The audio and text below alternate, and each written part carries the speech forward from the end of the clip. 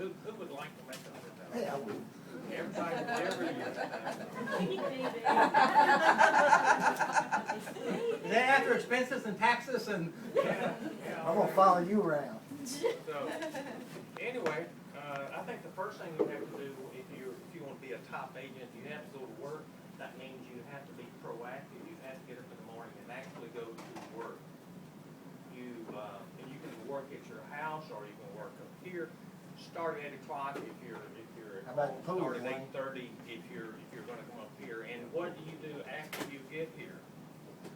The first thing I would do is have an hour of power. Now this is only if you want to make $100,000. So what do you do in an hour of power? What happens if you can write some information, and I just happen, I'll back up a second. First thing you can do is do your daily planner, and if y'all want any of these things, if you'll pass around a sheet and sign, if you would like to have an email on this stuff that I'm talking about, I'll be happy to email it. But you need to have a plan of action. What am I going to do to make myself some money? What are my highest priorities? What kind of appointments do I have today? Can I schedule what I want to do and around my appointments? So I think that's a very important thing. The first thing you do is plan out your day, then you start your hour of power.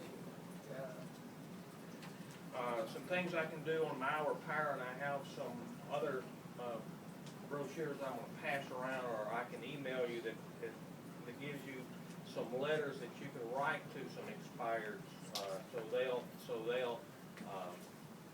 It's just for you to contact them on a periodic basis, and it tells you what to say, when to say it, and how long between those letters you should do. You should work on your sphere of influence. I have something here that talks about the sphere of influence, and that is, have I forwarded 50 people this week? And this gives you an idea of what to talk about, you call your sphere of influence. You have at least 100 people in your sphere of influence, and you contact them at least once a month. But here is a way to write down who you want to talk to. Forward means family and friends. I can call my family and friends. Does your first cousin know that you are in the real estate business? Does your people at church know that you're in the real estate business? You have to let people know that you are in the real estate business. You can also talk about their occupation. If you see something in the newspaper that says that Sally Jones was promoted to vice president, that gives you a great opportunity to call her and talk about her recent promotion. Recreation, who do you play golf with? Who do you play tennis with? You can call those people and say, hey, I saw that you shot a hole-in-one yesterday. That's fantastic. Congratulations. If you talk about the dreams, this is FORD, talk about their dreams.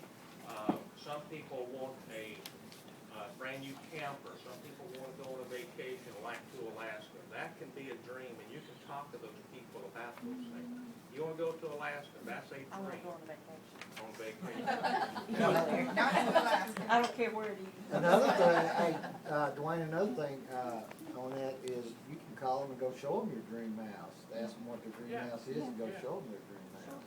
Oh, by the way, if anyone wants to show my house. Call Jerry first, please. Call Jerry for a point.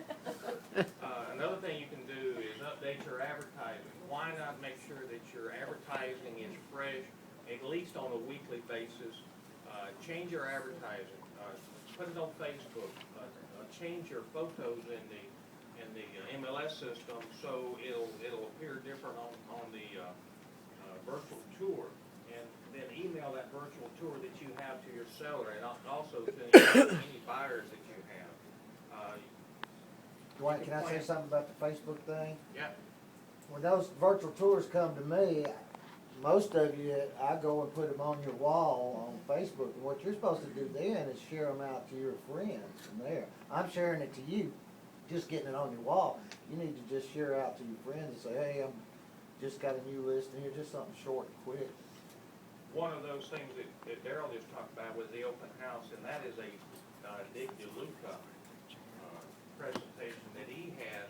Now then, company has the DeLuca videos or CDs, and also all of their handouts that they have, and also all of their mail outs that you could use, and that's a fantastic course. If you haven't ever taken that course, you need to stop and take a few minutes for that.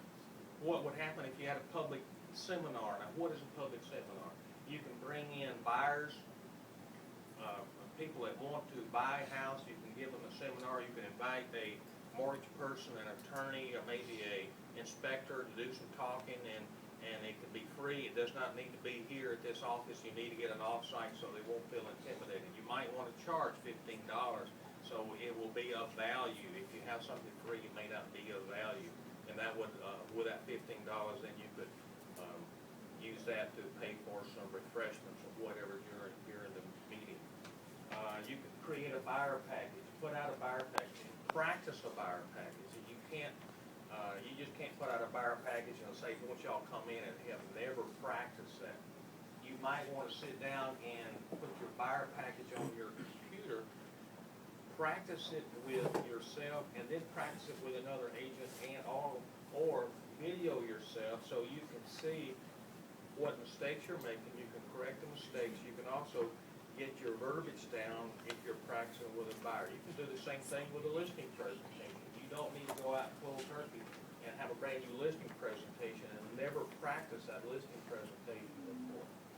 You only want to do these things if you want to make a lot of money.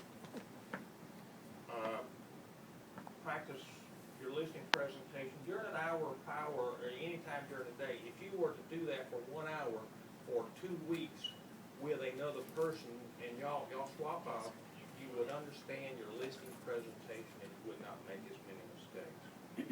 Floor duty. What do you do on floor duty? A lot of people say floor duty is terrible, I don't get any calls. Well, why don't you get any calls? What would happen if you were to have some listings and then you advertise your listings on a little line ad whenever you had floor duty?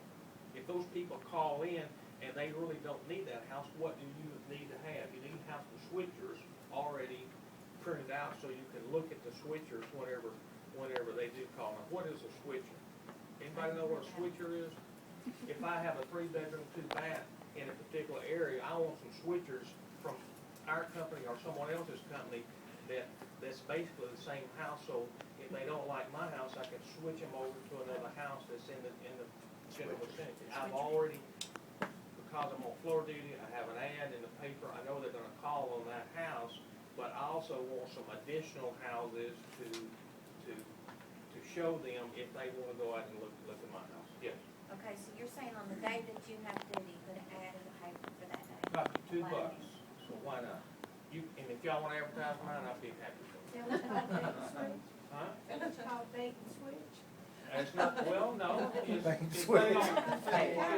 You're baiting it, if they wanna switch, that's up to them. Yeah, a switcher, yeah. He's not But I trying mean, to a get, he's lot not of trying to times give they'll us. call in for a house that's 200,000 and their price range is up to 175, and it works real well if you know the market, know what's out there to say, hey, I know a house over in Westlake that is super fine, I would love to show you. I get real enthusiastic. I've made a lot of money off floor duty. Yes, and because you have switchers, don't Yes, you know, oh, you do? Oh, okay. She didn't know it was a switcher, but she. Yeah, I didn't know that, but You you know, clarified that I don't for think me. anybody ever thought about what Dwayne said. That's a good idea. That's awesome. If you have duty on a certain day, And you know a month ahead of time. my contract with the New Star, normally a line ad's gonna run you, gosh, who knows what. What do we charge, like 30 cents a line or something? Cheap. 30 cents a line, so you can run a 5-line ad for $1.50 or something, $2, okay? If you have a listing, you know, line ads I don't think have gone out. People still look at line ads for residential in different areas, so. And even if you don't have a listing, ask one of the other agents, if you can. Hey, find Dwayne's another open for agent. anything. You can advertise any of his stuff. You can advertise any of my stuff anytime you want to, and you can have an open house anytime you want. Love for you. One thing about phone calls coming in, What do you say whenever somebody calls in? You need to practice some questions that you can ask them, and you know the questions they're gonna ask you. Have canned answers, and don't make it sound canned, but know what you're talking about. Learn how to convert. You should have at least a 90% conversion rate on somebody calling in to get an appointment to show them a house or get them inside your office. Get them inside your office is the best thing, so you can pre-qualify them, and then you establish a rapport, then you can get out and show them the property. Also, for a safety reason, you can look at them in the eye and see what kind of people they are. Listen to podcasts. If you're on Florida, you're not doing a whole lot, why not listen to some guru that knows what they're talking about real estate? Give you some ideas on what to do while you're not doing a whole lot. Set goals on converting calls to appointments. You should have at least a 90% success rate. Talk about switchers. Be ready to show property. Today, I'm not ready to show property. I have shorts on. I don't have any appointments to show property. If I were showing some $200,000 people or $100,000 people, I would not dress like I am today. I don't have any appointments today. Learn something. I think the most important thing that you can do is feel confident whenever you're in front of someone. Take at least one GRI class a quarter. One a quarter. It's going to still take you, 11 GRI classes?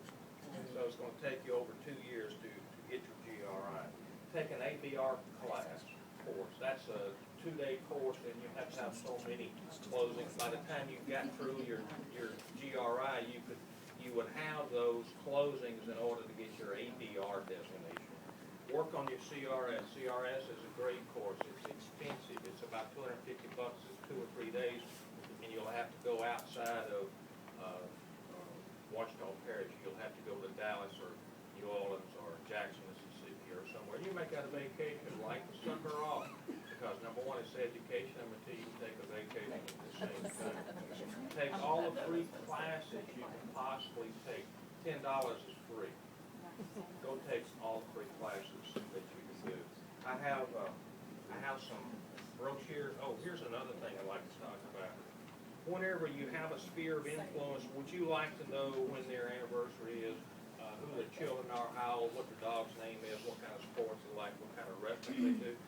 I use this on every buyer or seller that I have, which is just a general information sheet, and it gives their name, email addresses, employment, what their spouse name is, their birthdays, wedding anniversaries, what kind of hobbies do they have. If y'all want a copy of this, you may have it. I put that in every file that I have. I'd like to do that. They fill it out themselves? Yes, I do, they yes, fill it it's out not themselves. disorganized, this is not a track sheet of paper, but this is nice to You mean have. make a- Yeah, this is nice right here.